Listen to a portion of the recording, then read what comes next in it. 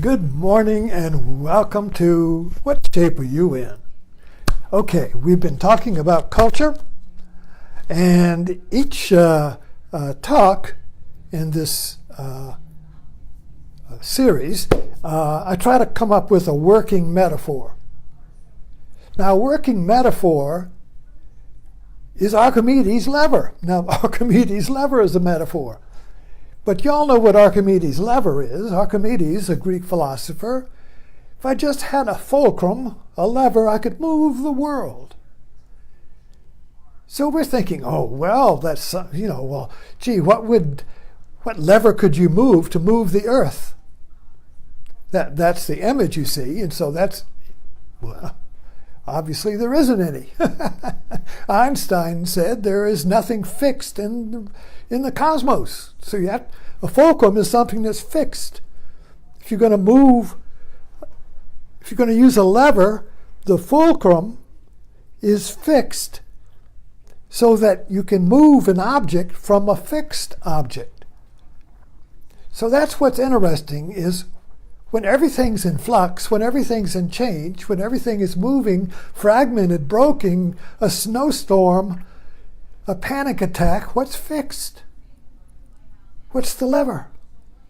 What can move when I'm not moving, when I'm in the doldrums, when the car's out of gas, when my life isn't moving, my relationships are busted, my job sucks, I'm neurotic, I'm an alcoholic, I'm on drugs, everything. What moves the world?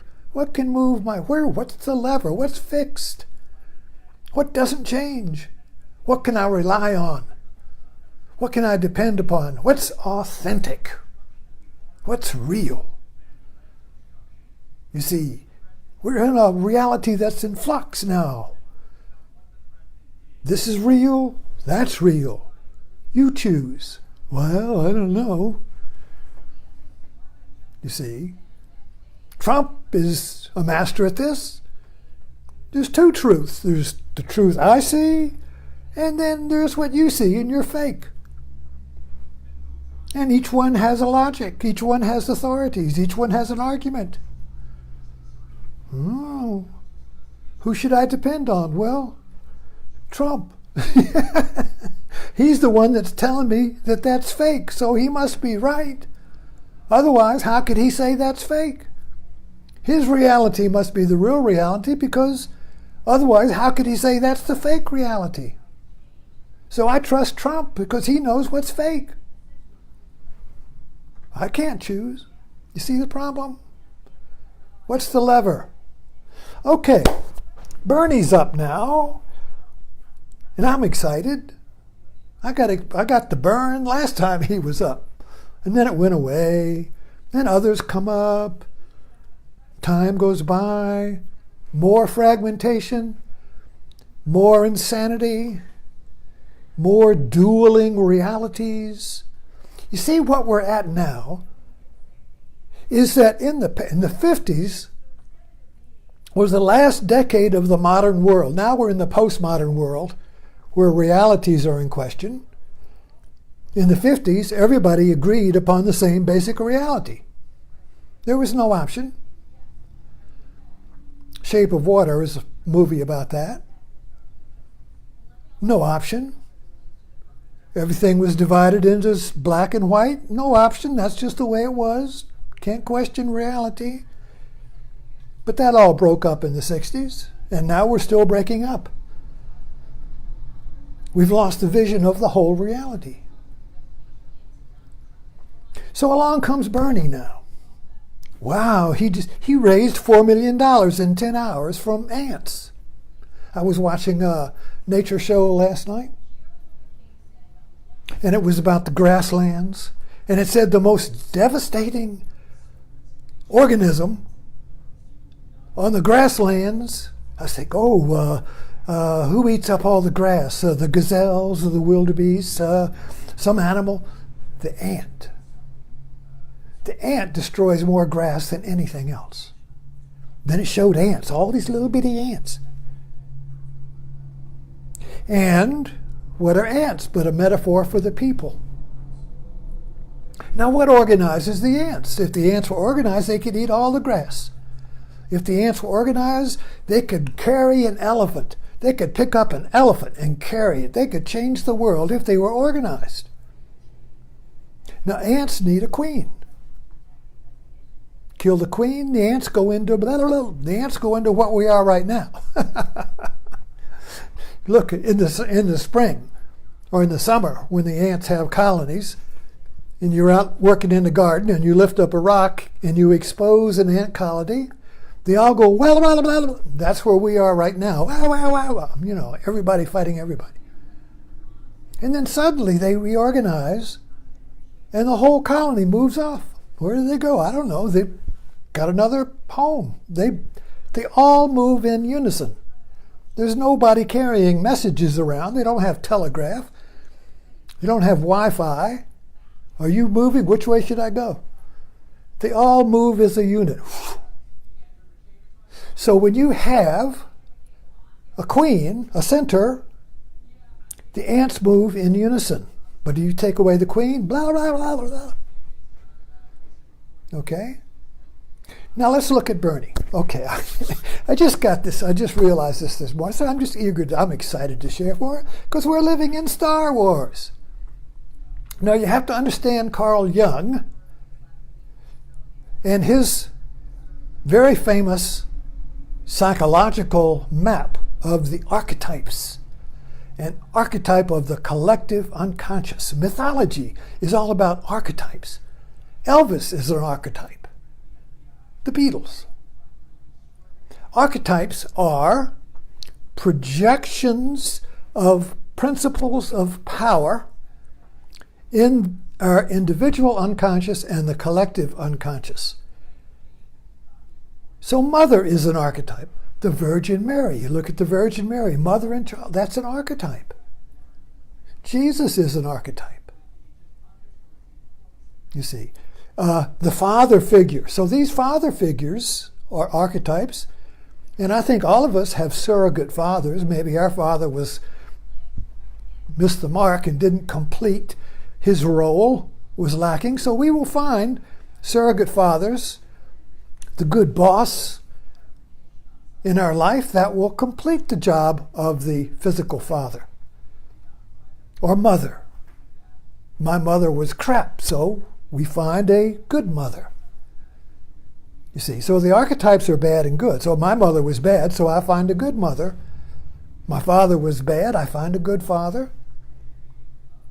See, so these archetypes we create, and in them we organize our ants, our minds. Our minds are like a snowstorm, a snow globe. It's always shaking up. Where are the snows? Every thought, blah, blah, blah. Ants, blah, blah, blah, blah. You see what I mean? What calms the mind? A center, a single idea. I'm going to open up a business, and suddenly my life is in order, and everything falls in place, and my life is moving on what? On that single idea. I'm going to marry that person. Suddenly my fragmented, disastrous life all falls into place. You see. So we're all searching for the single idea that will organize our ants and make us move an elephant and make us move the world. So let's take a look at Bernie. So I said, well, damn, I just saw that, Bernie is a person. He's a politician. He's a political leader, Senate. He spent his whole life with one idea, one vision. And he looks like Obi-Wan Kenobi. Bernie is an archetype for the Jedi Knight, for the wise man, for the prophet, for the Marlin. The movies are full of them. A bearded wise man who instructs the young knight or hero. You see, the Luke Skywalkers. You see, the Jedi Knight comes and he guides the young, the Skywalkers, through the obstacles to the promised land. And what is the promised land but restored order? So if our world is like an ant colony, where somebody lifted the rock and we're all going blah, blah, blah, you see. Somebody has to restore order. A Jedi will come, an archetype will come, a wise man, a prophet from the desert, a wise man on the horse. That's our Western myth. Reagan. The cowboy comes in from the west on the horse with his gun and he restores order and then he leaves. That's the American myth, you see. But it's all the same archetype. It's the man who comes in from the outside, the wise man with a single idea that's authentic, who speaks from the heart, who is not wavered. You can trust him. He's the fulcrum, you see. He's the fulcrum upon which the lever will move your world, you see, because you can trust him. So this is Bernie's power, is trust and authenticity. All the other politicians are new to the game. They've all just, the last 5 years they've taken up this, 4 years, 3 years, 2 years, 1 year. They're picking up the ideas, you see. Bernie's lived it. He is the idea. Now, it doesn't really matter on the details of how are we going to have universal hierarchy, or how are we going to have that doesn't make sense. Well, we do this. That's not the point. The point is vision. The point is the vision that you can move the elephant. And you can restore order through this single idea of justice. Social justice is what Bernie's single idea is. Justice for all. That means restored order. Because we're living in a world where justice is just for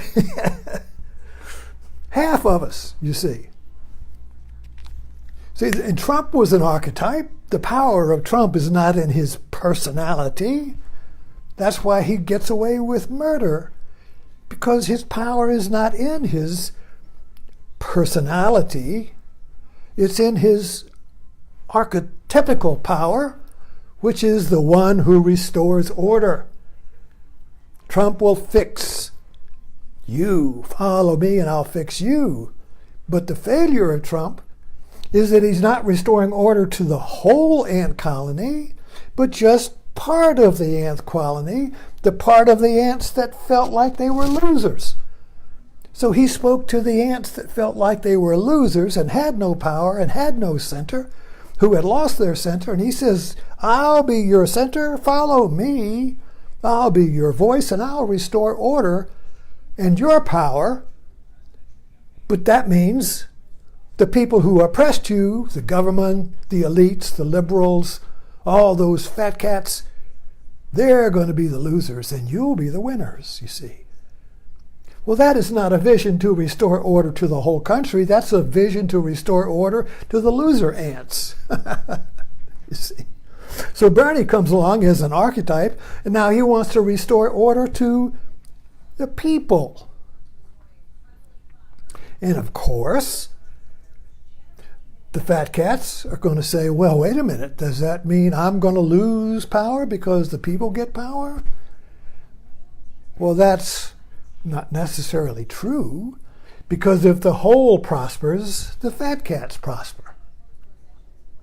Anyway, I'm just playing on this idea, I'm sharing this idea, is trying to understand what is the power of the archetype and what is the power of Bernie Sanders, and why is his power different from that of Booker and all the rest of them.